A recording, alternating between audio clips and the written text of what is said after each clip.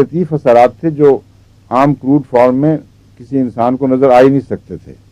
روح نے محسوس کیا ہے اور روح ان لطیف اثرات سے واقف ہے. یہاں تک کہ بعض دفعہ جب جن کو الرجی ہوتی ہے موسم کے بدلنے کی، ابھی بجلی کے کڑکے بننے میں 1 دن 2 دن پڑے ہوتے ہیں اور کوئی باریک سے باریک لطیف سے لطیف آلہ بھی بجلی کے تموج کو محسوس نہیں کر رہا، لیکن جن کو بجلی کے تموج سے دمہ ہونا ہوتا ہے ان کو 1-2 دن پہلے ہی شروع ہو جاتا ہے.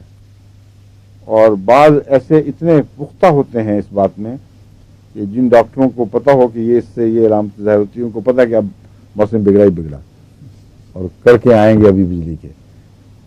تو وہ کیا چیز ہے جو محسوس کرتی ہے؟ وہی روحانی بات ہے. لازماً روح ہے جو مادے سے بالا اور مادے کے ساتھ معلق بھی ہے، اور باریک ترین اثرات جو بھی پیدا ہوں اس سے نظر سے غائب ہو ہی نہیں سکتے. سب اثرات کو دیکھتی ہے، قبول کرتی ہے یا ان کے خلاف رد عمل دکھاتی ہے.